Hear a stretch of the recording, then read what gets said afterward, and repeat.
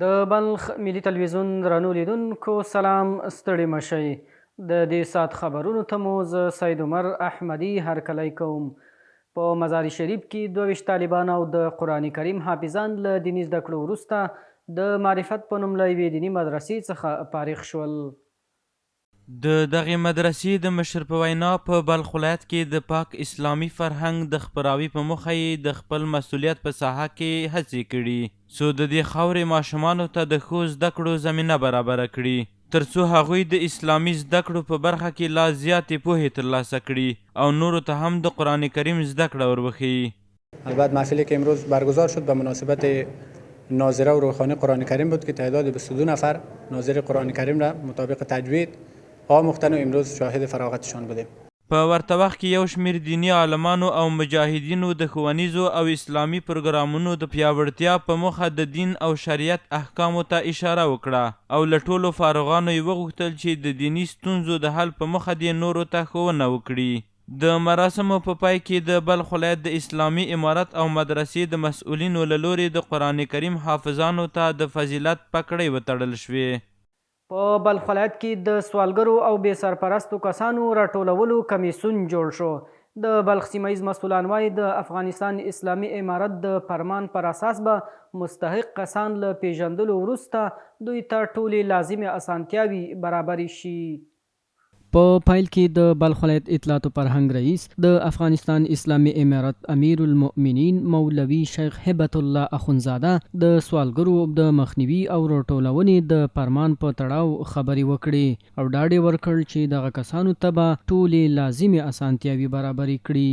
ټول هیوادوالو ته اطمینان ورکوو چې دا پروسه به انشاءالله په چټکۍ سره دوام پیدا کړي او زموږ د بلخ ولایت ټول مساکین او ټول سوالګر به راټولیږي، د دوی اقتصادي ستونزې به حلیږي، دوی ته به میاشت په میاشت باندې معاش ورکول کیږي ترڅو له دغه ناحیې څخه بیا موږ نور ونه کړیږو او موږ په دې برخه کې اطمینان ترلاسه کړو.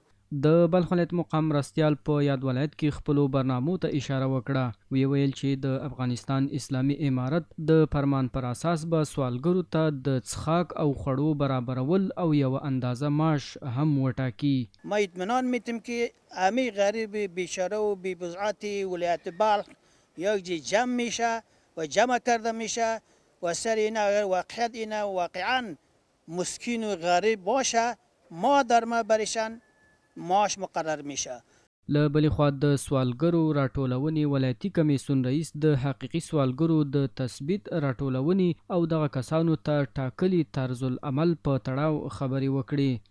انشاءالله تعالی موږ د مزار ولایت یوازې دا کمیسیون نه دی چې ګدایګر به راټولوي او دوی ته به زمینه د کار مساعدوي، بلکې د مزار ولایت ټوله ملکي او نظامي ارګانونه دې ته متوجه دي چې ګدایګر راټول کړي او دوی ته حرفه برابره کړي، څوک په ښاروالۍ کې استخدام کړي، څوک سره میاشتې ته واستوي، څوک کار امور اجتماعي ته د راتلو کالو کم ماشومان واستوي، معلولین او دا رقم معیوبین شهدا او معلولینو ریاست ته واستوي. همدارنګه د بلخ ولایت د عامې روغتیا او د سره میاشتې ټولنې مسؤلان وویل چې سوالګرو او بې سرپرسته کسانو ته به ټولې لازمي روغتیایي اسانتیاوې برابرې کړي او د سوالګرو ولایتي کمیسیون رئیس ته د هر ډول همکارۍ ډاډ ورکړ.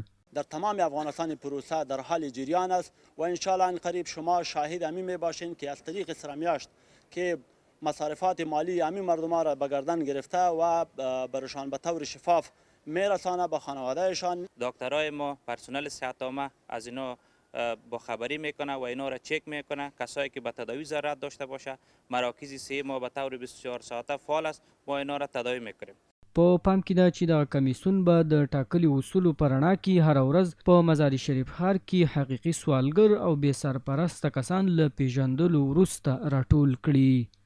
د بلخ ولایت اوسیدونکي وایي د روژې مبارکې ورځې له اندېښنې او ویرې پرته د امن په فضا کې تیروي.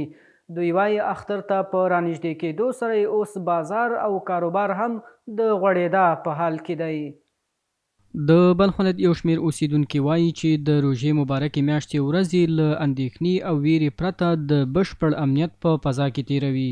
دوی وایي اختر ته په رانږدې کېدو سره اوس بازار او کاروبار د امنیتي وضعیت د ښه والي له امله د تیرو کلونو په پرتله ډیر ښه شوی او خلک اختر ته په تیاریو بوخت دي. الحمدلله دا خو ډیر یو ښایسته یو پاکه میاشت ده الحمدلله او نیکمرغه میاشت ده د دوزخ دروازې تړلې دي انشاءالله تعالی الرحمن او موږ خوشحاله یو چې د اختر شپې ورځې دي او ښه بازار لرو جمع جوش لرو. بازار مسجد نسبت به سالهای گذشته امسال کم ذره غنیمت هستند به خاطر صلح و امنیت دیگه به خاطر آمد عید است بخیر دیگه انشالله بازارها فعلا نرمال هستند از خداوند راضی هستیم. عید آمدگی ها خوب گرفتیم. امسال رمضان هم در یک فصل بود که بسیار مردم ما آسوده و رمضان هم بسیار با آسوده گرفتیم. سبک بود، هوا سرد است، نه تشنگی را میفهمیم و نه گشنگی را.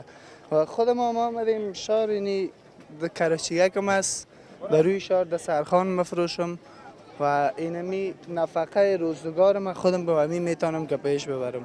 د یادونې وړ ده چې کوچني اختر ته له 15 ورځو کمې ورځې پاتې چې ډیری خلک اوس نه د اختر په تیاریو بوخت دي او د مزار شریف ښار بڼه د ګڼې ګوڼې له امله بدله شوې.